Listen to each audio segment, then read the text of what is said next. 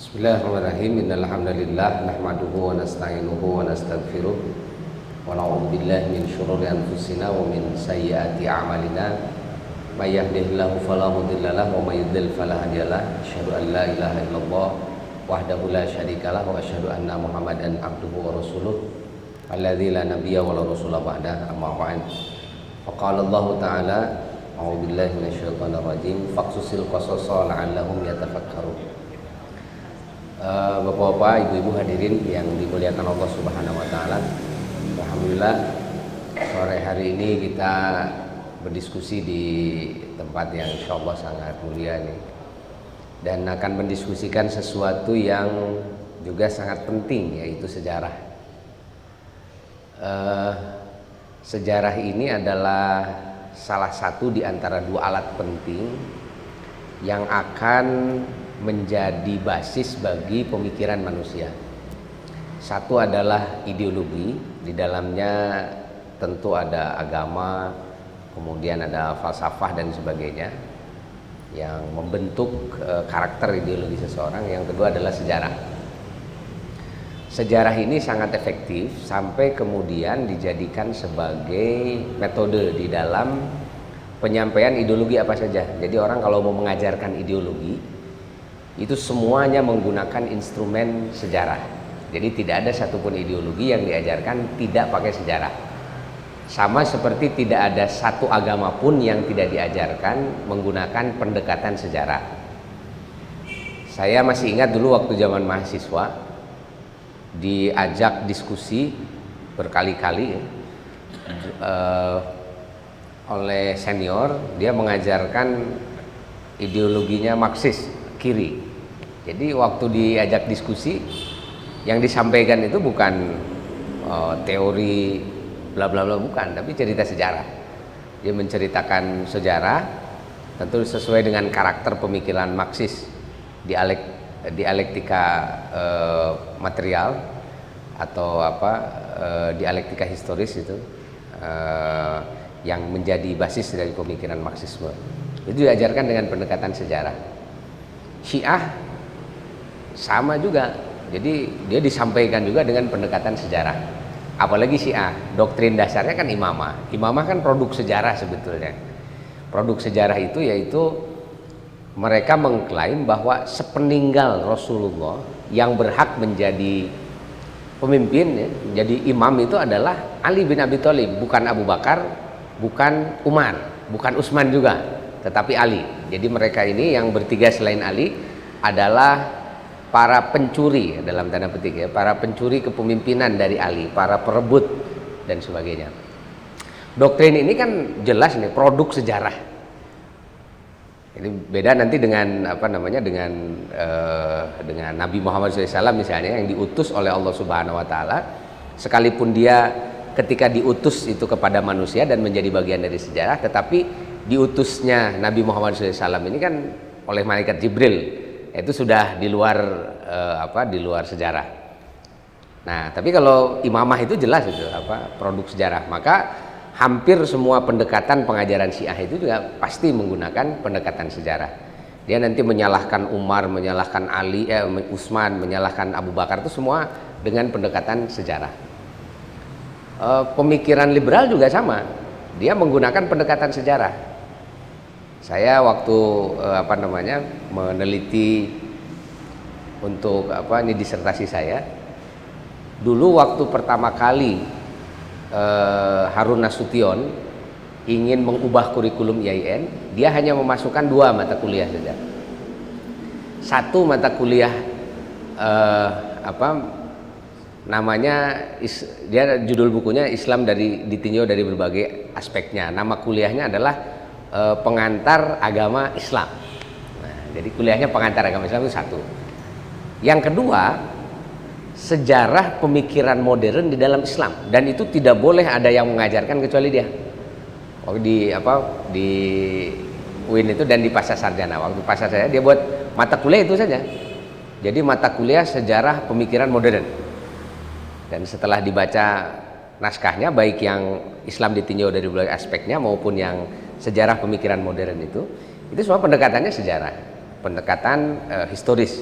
Jadi untuk menyadarkan orang terhadap ideologi sesuatu, mengarahkan orang kepada ideologi tertentu, itu hampir semua metodenya sejarah.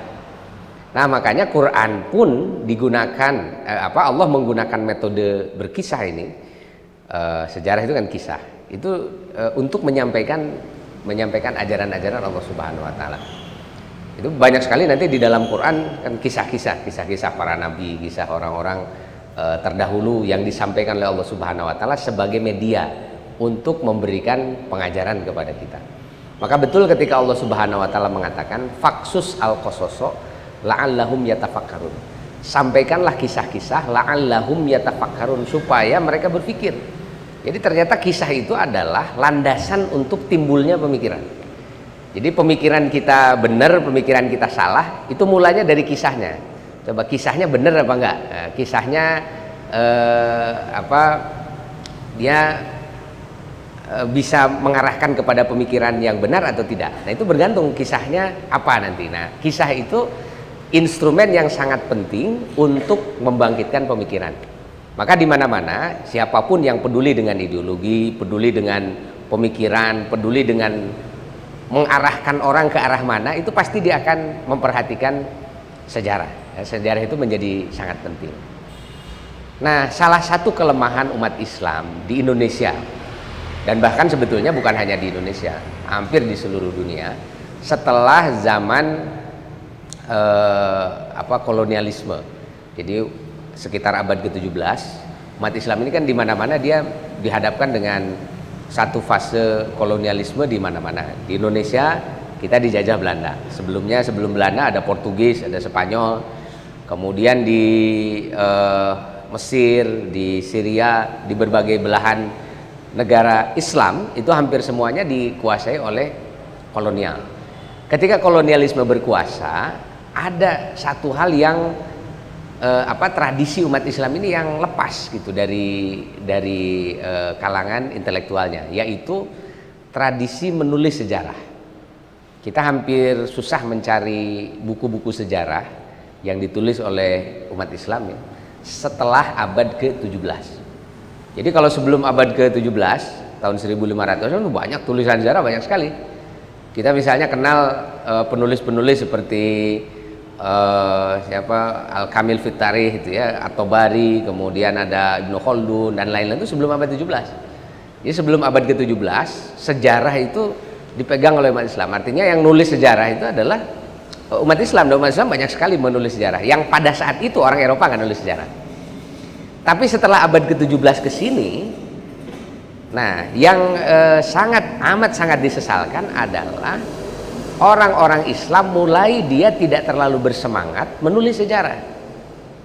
Coba cari setelah abad 17 itu tulisan sejarah siapa yang ditulis dengan baik, dengan pertanggungjawaban ilmiah dan metodologi yang baik di dunia Islam itu hampir, walaupun ada itu jumlahnya sangat sedikit. Apalagi di Indonesia. Di Indonesia setelah abad 17, setelah abad 17 kita tidak menemukan tulisan sejarah yang representatif. Kalaupun kita ketemu, itu ketemu dengan babad-babad. Jadi kalau cerita tentang Wali Songo misalnya, itu kan ada di babad Tanah Jawi.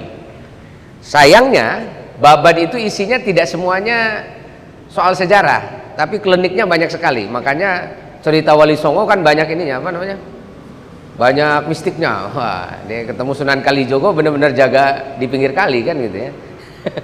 Sampai difilmkan itu kan jadi aneh. Itu ceritanya ada di babad Tanah Jawi itu. Terus nanti cerita wali mana kan gitu, dia punya kesaktian apa, dia bisa melakukan ilmu yang aneh-aneh gitu kan. Jadi dalam gambaran kita nanti, oh wali itu orang sakti ya, modelnya kayak begini, dia bisa punya ilmu kanuragan apa kan gitu. Jadi kita tidak mendapatkan sesuatu yang manusiawi dan historis dari cerita itu. Sampai kemudian, walaupun ini tidak benar semuanya ya, maksudnya tindakan semacam ini tindakan yang agak gegabah juga. Sampai akhirnya cerita-cerita babad itu disingkirkan. Banyak tidak digunakan oleh para sejarawan. Jadi sejarawan itu udahlah, kalau pakai babad mah isinya terlalu banyak terlalu banyak kliniknya. Padahal memang mungkin saja di situ ada nilai-nilai historisnya, cuman nilai historisnya sedikit. Nah, ini yang perlu dikritik. Nah, jadi di abad 17 ke sini nggak ada tulisan sejarah. Begitu juga di dunia Islam yang tadinya model di Baghdad, di Andalusia, kemudian di Mesir ya, pusat-pusat peradaban Islam yang tadinya ditulis sejarah Islam, ternyata kemudian jadi tidak ada penulisan sejarah Islam. Kekosongan ini dimanfaatkan oleh orang-orang Barat, oleh orang-orang Eropa yang melakukan kolonialisasi ke dunia Islam untuk menuliskan sejarah Islam. Nah, itu yang nanti perlu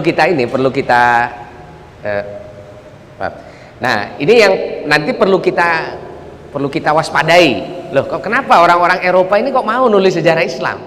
Padahal apa urusannya? Mereka kan sedang menjajah. Mereka sedang melakukan kolonialisasi di negara-negara Islam. Tapi mereka sangat bersemangat menuliskan kembali sejarah Islam, atau bukan menuliskan kembali sebetulnya, menulis sejarah Islam dalam perspektif mereka masing-masing. Sampai di Indonesia saja kan ini yang menulis sejarah Indonesia secara secara akademik. Ini Indonesia negara Islam, negara yang mayoritas Muslim. Dia yang pertama kali ditulis itu tentang sejarah Indonesia yang bisa diterima oleh akalnya orang-orang modern. Ini adalah orang Inggris, namanya Raffles. Thomas Stanford Raffles. Raffles ini menulis pertama kali sejarah tentang Jawa, judulnya The History of Java. Buku itu sudah diterjemahkan ya, bisa dicarilah. Itu buku sejarah pertama ditulis di dalam bahasa Inggris, karena si Raffles ini walaupun ada di zaman Belanda tapi bukan orang Belanda, dia orang Inggris. Dan waktu itu memang Inggris menang perang melawan Belanda, sehingga dia mendapatkan wilayah yang dikuasai Belanda. Cuma nggak lama, dari 808 sampai 1811 sampai 1816. Jadi dia hanya 5 tahun saja. Tapi 5 tahun ini memberikan efek yang cukup besar dalam penulisan sejarah Indonesia di masa-masa yang akan datang. Sebab nanti setelah Raffles nulis The History of Java, dia juga melakukan ekskavasi arkeologis situs-situs Hindu yang sebelumnya sudah tidak dikenal. Prambanan. Pertama kali sebelum Prambanan itu Borobudur dulu. Jadi Borobudur itu diekskavasinya mulai dimunculkan lagi itu ya oleh Raffles itu tahun 1915. Kemudian setelah itu Prambanan. Setelah itu Candi Penataran. Nah, jadi 3 candi itulah yang pertama kali dibangun lagi, dibersihkan, kemudian dibangun oleh Raffles. Dan Raffles ingin menunjukkan, karena dia di bukunya itu kan dia punya teori bahwa sejarah Indonesia itu sesungguhnya adalah sejarah Hindu, bukan sejarah Islam. Karena dia sejarah Hindu bukan sejarah Islam, ini kan dia perlu bukti-bukti tuh. Nah, di antara bukti yang dia tunjukkan itulah dia hidupkan lagi itu Borobudur, Prambanan, Candi Penataran. Dan dia tunjukkan loh, ini lihat, peradaban Indonesia ini kan peradaban ini loh, peradaban candi, Borobudur, Prambanan, Penataran, nanti candi-candi setelah itu banyak sekali orientalis yang Indonesianis yang mengkaji Indonesia, mengekskavasi candi di mana-mana. Nah, ini yang menjadi landasan nanti ya, landasan argumentasi. Dan karena orang Indonesia, lebih khusus orang Islam tidak ada yang nulis sejarah, akhirnya kan nggak ada yang membantah teori itu. Teori itu terus berlanjut sampai nanti ada William Marsden ini dia menulis tentang Sumatera, di History of Sumatera. Lalu nanti ada penulis-penulis berikutnya ya, ada Hodronje dan lain-lain menulis tentang Indonesia. Dan teori itu yang dominan kan. Akhirnya cerita tentang Islam di Indonesia atau cerita tentang Indonesia itu tidak lebih daripada cerita pengulangan bahwa di Indonesia ini yang sangat kuat, yang sangat kokoh, yang sangat berpengaruh adalah Hindu. Sementara Islam itu hanya sekedar pelitur saja. Jadi kalau dia diibaratkan seperti cat gitu, kalau cat itu dihapus ya sudah selesai, itu kelihatan aslinya. Nah, ini teori ini bertahan lama sekali dalam penulisan sejarah Indonesia. Sampai nanti Hamka tahun 60 atau 57 dia sudah menulis sejarah umat Islam. Lalu tahun 62 membuat seminar tentang masuk Islam ke Indonesia, dan kemudian setelah itu dia menulis banyak sekali artikel-artikel yang mencoba menggugatkan tulisan-tulisan para sejarawan Belanda itu yang menyatakan bahwa Indonesia ini bukan warisan dari umat Islam tapi warisannya orang Hindu. Dan itu lama, sampai sekarang juga sebetulnya teori itu masih kokoh. Kita datang ke UGM, kita datang ke UI, kalau belajar sejarah di UGM dan di UI, itu masih teori itu masih sangat kuat bahwa Indonesia ini sesungguhnya adalah hanya kelanjutan saja dari sejarah Hindu. Nggak ada sama sekali tidak ada sama sekali pengaruh-pengaruh Islam di dalam sejarah Indonesia ini. Nah, ini karena memang sejarawan Muslim itu sedikit, apalagi kemudian ketika dibuka jurusan-jurusan sejarah di IAIN di seluruh Indonesia, itu kan semestinya sejarah jurusan-jurusan sejarah di IAIN ini bisa memberikan wacana tanding lah gitu ya, wacana yang lain daripada apa yang dibuat oleh UI atau di UGM. Tapi ternyata pada kenyataannya enggak. Itu IAIN ini belum berani, atau UIN ini belum berani tampil punya teori baru tentang sejarah Indonesia. Karena pada umumnya saya tidak tahu faktornya apa, apakah karena ketidakpercayaan diri atau karena memang akhirnya juga mereka mendapatkan ilmunya dari barat juga, sehingga tidak kritis terhadap sejarah Indonesia. Nah, sampai sekarang ya kita kalau baca buku-buku sejarah di sekolah SMA, buku-buku sejarah yang diajarkan di perguruan tinggi bahkan itu ya, semuanya nadanya sama, hanya mengatakan bahwa Indonesia adalah warisan Hindu. Itu dalam kasus Indonesia. Dan ternyata ini bukan hanya kasus Indonesia saja, dalam kasus sejarah Islam pada umumnya pun sama begitu. Ketika umat Islam berhenti menulis sejarah pada abad ke-17, tidak ada sejarawan-sejarawan Muslim yang menuliskan sejarah mereka, maka kekosongan itu kemudian diisi oleh para penulis Barat. Para penulis Barat mulai menulis tentang sejarah Islam dalam perspektif mereka sendiri. Maka nanti kita akan mendapatkan cerita misalnya bahwa ini dari mulai sejak sejarah Rasulullah SAW. Jadi dari mulai cerita tentang Rasul. Nah, Rasul ini kalau dulu sebelum abad ke-17 ceritanya agak ekstrim. Misalnya Rasul ini seorang yang hypersek kayak gitu-gitu. Tapi itu nggak laku ya di umat Islam. Nah, mereka kemudian masuk dengan cara yang lebih halus. Dengan cara yang lebih halus yaitu menempatkan Nabi Muhammad SAW ini yang sangat kita hormati itu dengan perspektif mereka sendiri. Apa perspektifnya? Yaitu menempatkan Nabi Muhammad bukan sebagai nabi. Jadi apapun prestasinya Nabi Muhammad ini, apakah dia prestasinya dalam ini misalnya dalam peperangan, prestasi dalam politik, prestasi dalam apa saja, tidak dikaitkan dengan posisinya sebagai nabi. Padahal kan ini yang sangat krusial, yang membedakan pandangan kita terhadap Nabi Muhammad dengan pandangan orang-orang kafir, bukan pandangan orang-orang non-muslim. Itu adalah pengakuan kita bahwa Nabi Muhammad SAW adalah nabi dan rasul. Kan syahadat kita kan dua itu, satu asyhadu alla ilaha illallah, yang kedua asyhadu anna Muhammadar Rasulullah. Nah, kalau pengakuan kita asyhadu anna Rasulullah, Nabi Muhammad itu berarti dia rasul. Kalau Nabi Muhammad rasul, apapun yang dikerjakannya pasti ada intervensi Allah Subhanahu wa taala, ada intervensi wahyu.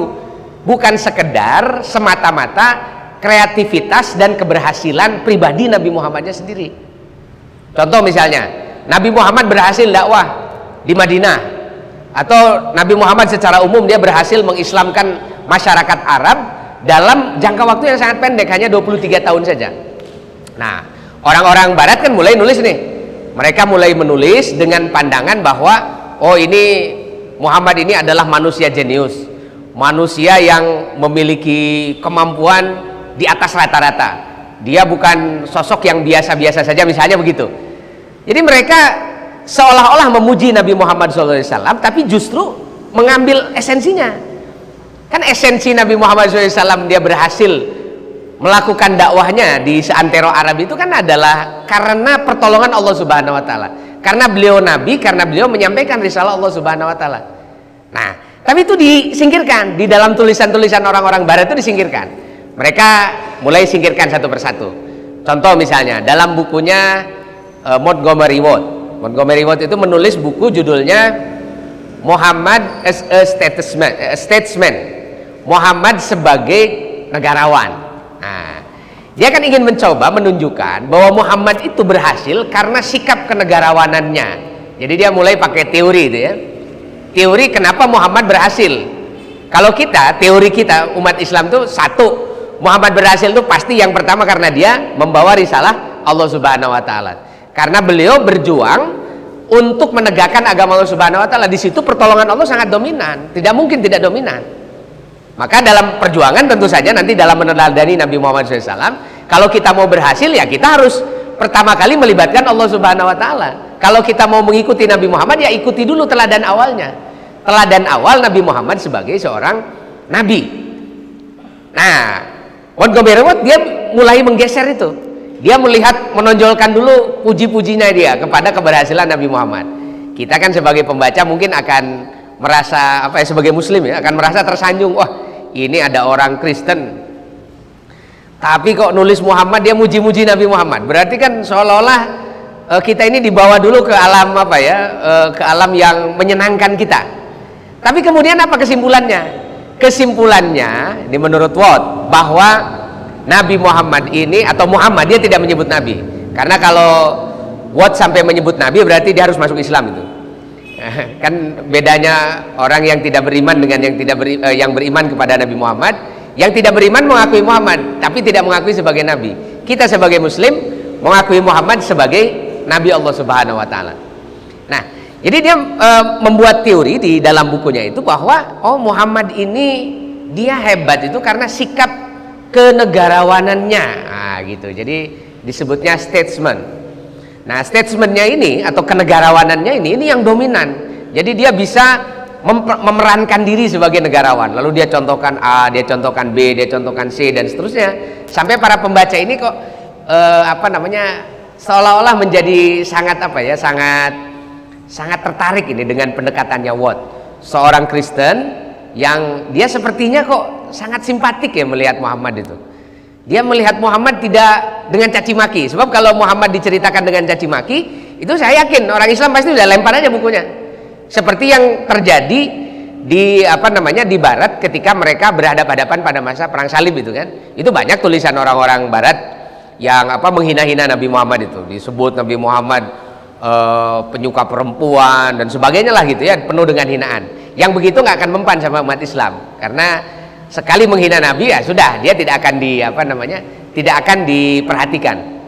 Tapi ini Watt ini dia menulisnya itu dengan cara yang sangat simpatik, dan kita kalau bacanya hanya sekilas begitu saja ya sudah selesai, kita tidak akan memberikan kritik kepada bukunya Watt itu. Ya itu sudah diterjemahkan kalau tidak salah oleh penerbit di Jogja juga, Tiara Wacana itu ya. Nah, Tiara Wacana, coba nanti kalau buku itu masih ada dibaca ulang. Apa kesimpulan Watt tentang keberhasilan Nabi Muhammad itu? Ya kesimpulannya begitu. Coba, apa yang berbahaya dari pemikiran itu? Yang berbahaya dari pemikiran itu kan masalah akidah. Dia menceritakan sejarah yang ingin menunjukkan bahwa Muhammad itu berhasil karena kemampuan manusiawinya, bukan karena beliau seorang nabi yang ditolong oleh Allah Subhanahu wa taala dengan wahyunya itu. Jadi unsur-unsur wahyu, unsur-unsur ketuhanan itu sudah disingkirkan. Karena kalau sampai Watt percaya bahwa itu adalah pertolongan Allah Subhanahu wa taala, dia percaya Muhammad adalah nabi. Kalau dia percaya Muhammad nabi, masuk Islam dia. Nggak perlu tetap ada di dalam agamanya. Hal yang sama juga nanti kita akan temukan misalnya dalam tulisan Joseph Scott. Scott itu nulis Muhammadan Jurisprudence. Kan ceritanya itu dia menulis sejarah jurisprudensi Muhammad. Kalau kita menyebutnya sebetulnya itu hadis ahkam ya. Hadis ahkam itu hadis-hadis hukum.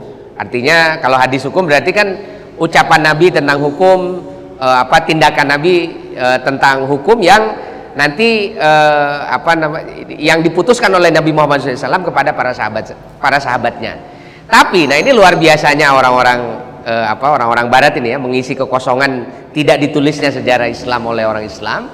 Dia kemudian mengatakan begini, bahwa ini apa yang dikerjakan Muhammad yang kita sebut sebagai hadis hukum itu adalah jurisprudensi. Jurisprudensi itu kan keputusan hakim. Jadi Muhammad ini selain dia seorang negarawan, dia juga seorang hakim yang sekali waktu dia memutuskan perkara-perkara hukum di tengah-tengah para sahabatnya. Jadi kalau ada masalah diputuskan, kalau ada masalah diputuskan, lalu dia analisis secara sosiologis gitu. Oh, ini keputusan ini karena faktornya begini, keputusan ini karena faktornya S begini, faktornya begini.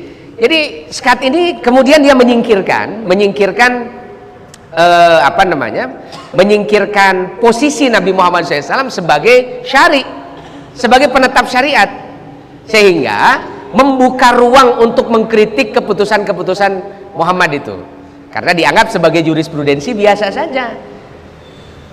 Padahal di dalam teori hukum Islam yang kita yakini sebagai seorang muslim, apa yang diturunkan oleh Allah dalam wujud Al-Quran dan apa yang diputuskan oleh Nabi Muhammad, baik itu berupa kaul maupun berupa fi'il, itu adalah sumber hukum yang tidak diragukan. Nah, kan sumber hukum pertama Quran, sumber hukum kedua adalah sunnah Nabi Muhammad SAW. Tapi kemudian dengan cara pendekatan semacam itu, secara halus kita diberi semacam insight, diberi semacam pengajaran bahwa ini kan hanya keputusan Muhammad yang terikat oleh situasi-situasi tertentu, yang bisa saja nanti dalam situasi yang lain kita memutuskan secara berbeda. Nah, dari situlah kan nanti ada kajian-kajian kritis terhadap hadis-hadis Nabi Muhammad SAW. Pendekatannya apa? Sejarah. Nah, jadi dari mulai menuliskan sejarah Nabi Muhammad SAW saja itu sudah mulai itu. Jadi pandangan-pandangan yang sama sekali itu tidak Islami, karena kalau pandangan Islami menganggap Nabi Muhammad itu sebagai Rasul. Kalau Muhammad sebagai Rasul, tentu semua keputusannya pasti melibatkan Allah Subhanahu Wa Taala, memiliki dimensi syar'i yang sangat kental, yang sangat kokoh. Tapi kemudian ini saja Rasul yang sangat sakral saja itu berani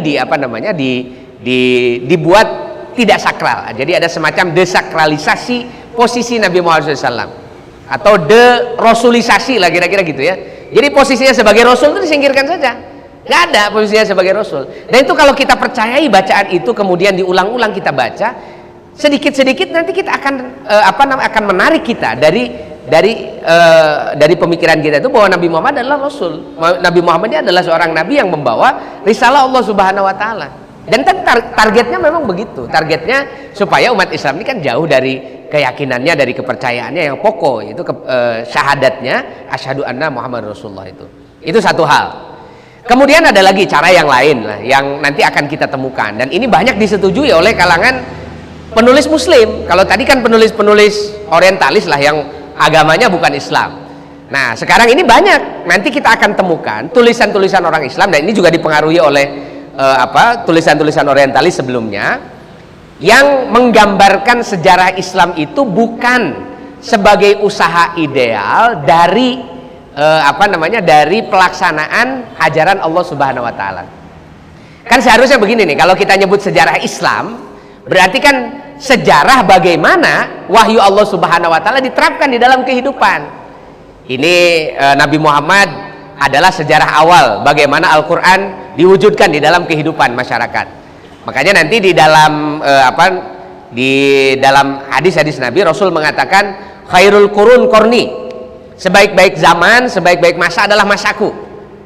Berarti Rasul ingin menunjukkan bahwa zamannya Rasulullah SAW ini dengan sahabatnya adalah zaman paling ideal untuk dijadikan sebagai uswah, untuk dijadikan sebagai teladan. Laqad kana lakum fi Rasulillahi uswatun hasanah. Nah, berarti kalau begitu, Quran yang merupakan wahyu yang sifatnya normatif, ada perintah, ada larangan. Nah, perwujudannya di dalam kehidupan sehari-hari itu ada di dalam kehidupan Nabi Muhammad SAW dengan para sahabatnya. Nah, kan mestinya begitu. Lalu kemudian muncul generasi berikutnya. Ada generasi Khulafaur Rasyidin, generasi para sahabat Rasulullah yang melanjutkan misi dan cita-cita dakwah Rasulullah SAW. Lalu kemudian dilanjutkan lagi oleh generasi berikutnya dan seterusnya. Kan harusnya begitu itu. Jadi yang namanya sejarah Islam itu sejarah bagaimana ajaran Islam itu diterapkan, sehingga nanti umat Islam ketika melihat sejarah Islam itu punya contoh. Bagaimana kalau ajaran ini dipraktekkan, bagaimana kalau ajaran ini dipraktekkan, bagaimana ajaran ini dipraktekkan.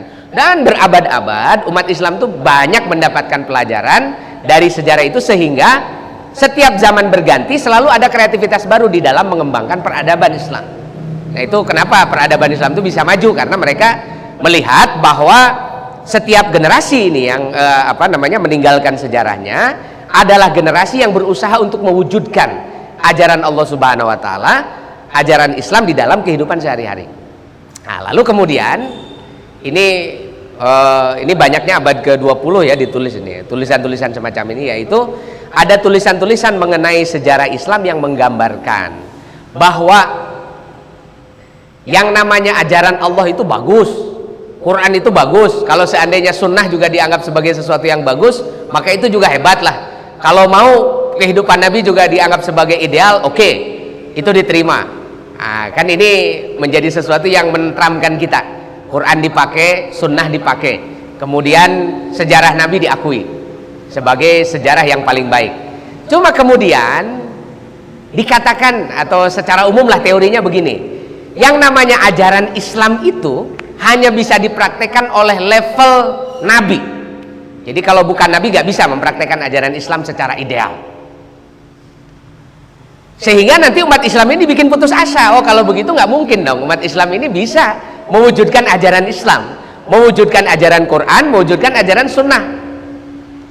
Apa yang dipraktekkan Nabi nggak bisa dicontoh oleh kita. Itu sampai kemudian ajaran Islam ini disimpan di Menara Gading. Nah, dia nggak bisa disentuh. Jadi kalau mau kalau mau hidup sehari-hari ya jangan terlalu di inilah ajaran Islamnya, jangan terlalu diidealkan. Sebab nanti pada kenyataannya ajaran Islam itu tidak mungkin, mustahil bisa bisa dipraktekkan. Apa yang digunakan sebagai argumentasi? Sejarah. Sejarah siapa? Sejarah selepas Nabi Muhammad SAW. Yang dipakai argumentasi misalnya sejarah Sakifah Banu Sa'idah. Sejarah Sakifah ini kan nanti digambarkan sebagai perebutan kekuasaan antara kelompok Muhajirin dengan kelompok Ansor. Baru saja Rasul meninggal sudah berebut kekuasaan. Baru saja Rasul meninggal yang dipikir sudah dunia. Nah, kira-kira begitu kan? Tapi apakah betul begitu? Kan ini soal tafsir saja sebenarnya. Karena kan tidak pernah kita menemukan menemukan fakta sejarah apakah waktu itu Abu Bakar atau Abu Ubaidah bin Al-Jarrah dari kalangan Ansor atau Umar bin Khattab waktu itu ya. Apakah mereka berbicara soal perebutan kekuasaan dan mengenai perebutan kekayaan? Kan sama sekali tidak sebetulnya. Tapi kemudian ditafsirkan. Nah, ini ada tafsir yang secara serampangan banyak sekali dibuat ini, bahwa ini baru saja Rasul meninggal, Rasul belum dimakamkan. Ini menggunakan tafsir yang sebetulnya agak jauh ya.